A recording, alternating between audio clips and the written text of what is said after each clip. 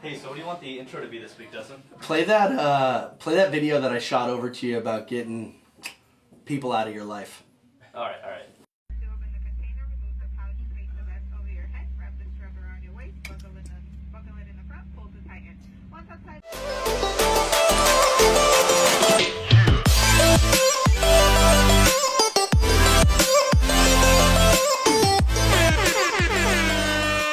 What's up, everybody? Episode 2, ready to rock. Hey, I just want to thank everybody who tuned into episode 1, who liked it, shared it, who commented on it. I really appreciate the support. I had some people reach out to me. They're playing it at their team meetings for their companies and whatnot, or at their sales meeting or whatnot. So I really appreciate the support. Last week we talked about focus, and that if we're looking to get to a certain level in our life or any area of our life, it's going to take focus.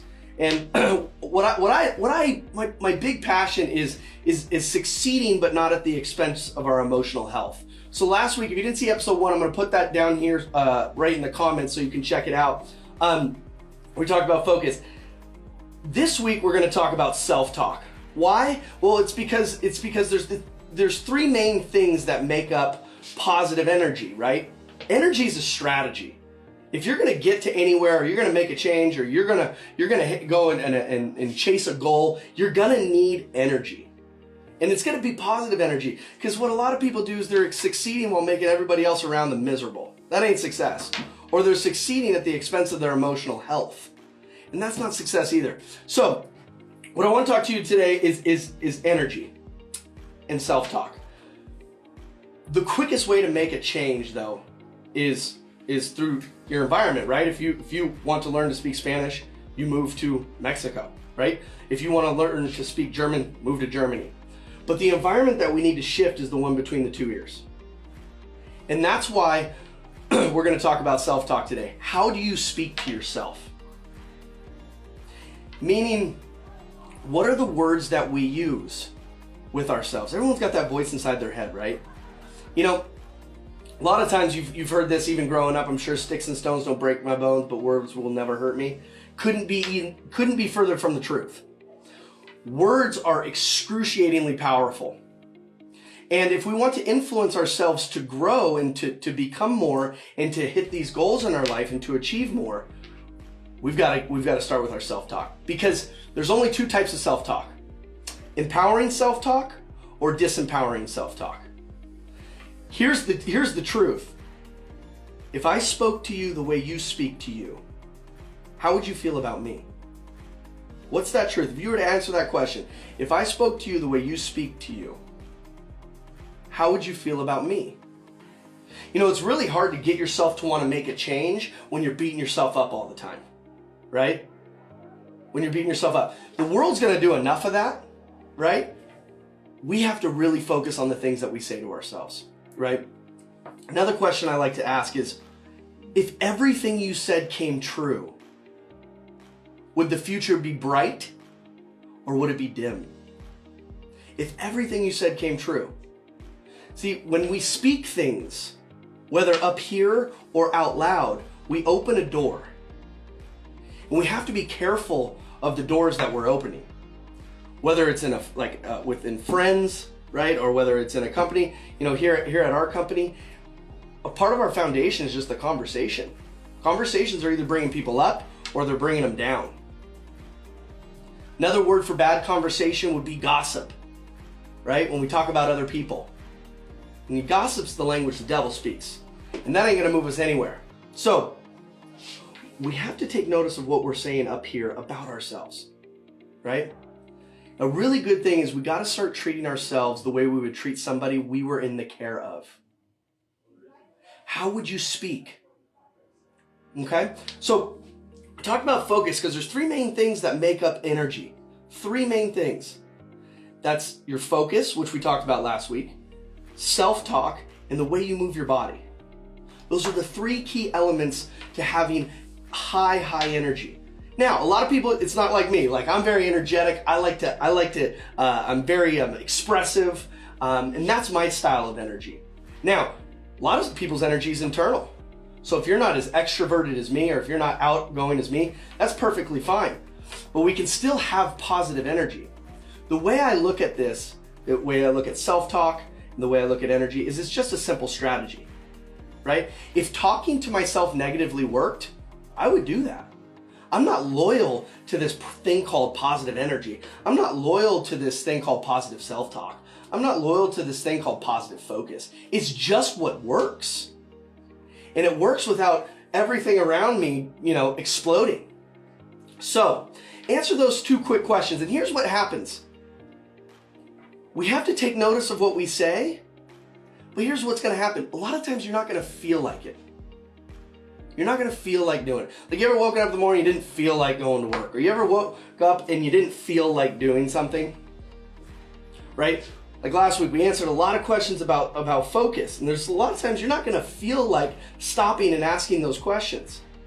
Because the human mind likes to take the path of least what? That's right. Resistance. So if I said,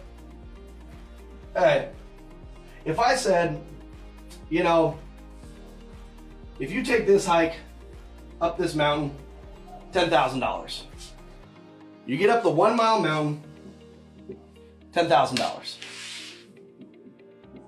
Or down here, you can take this flat 1 mile, $10,000. What is the mind ultimately going to go after right off the bat? Well, it's going to go here. Because that's where the path of least resistance lives. And what's funny though is when our mind picks that, what's crazy is so does everybody else. And everybody else picks this same path.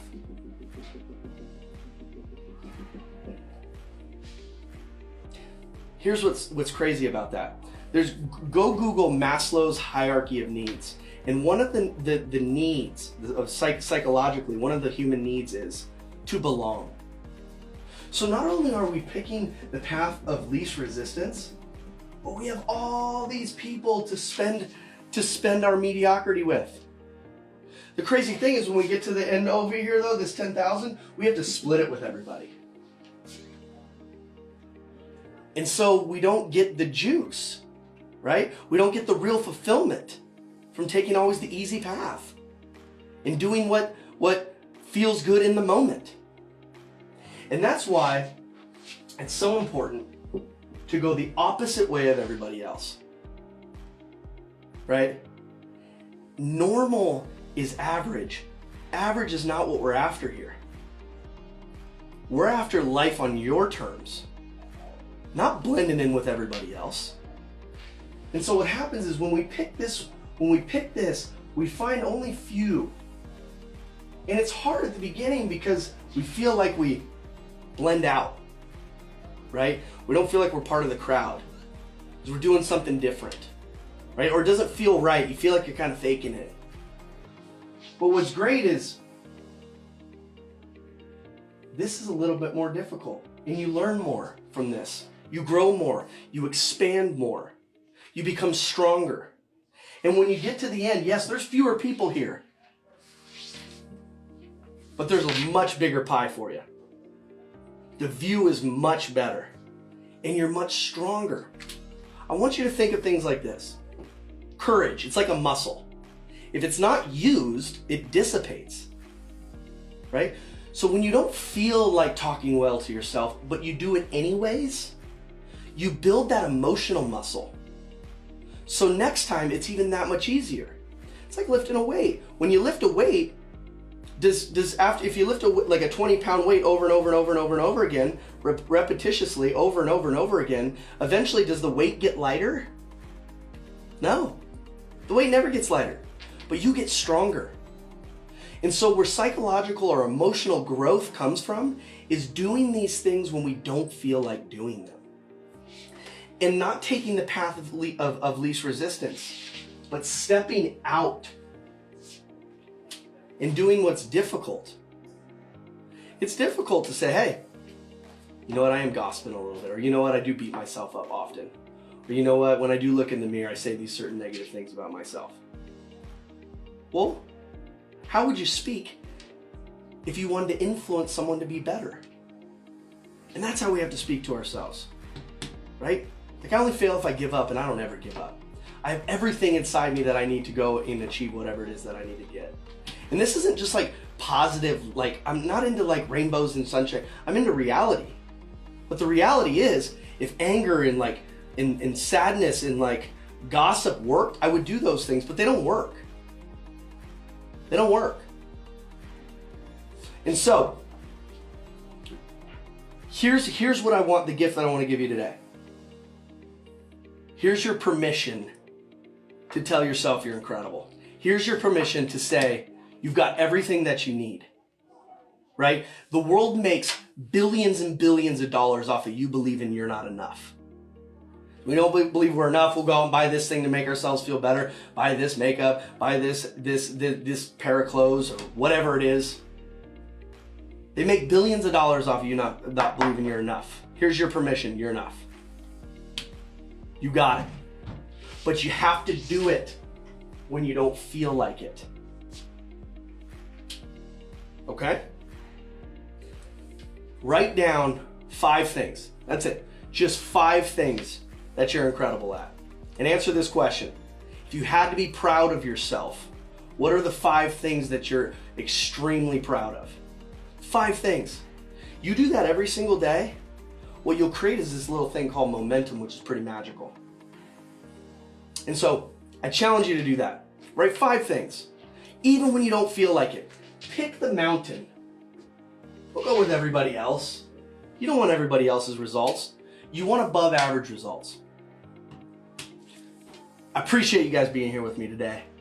Thank you so much. Like, comment, share, subscribe. Send this out to whoever you think needs it. Whoever you think can benefit from this. We've got a lot of stuff in store for you. And I'm really, really excited about the show.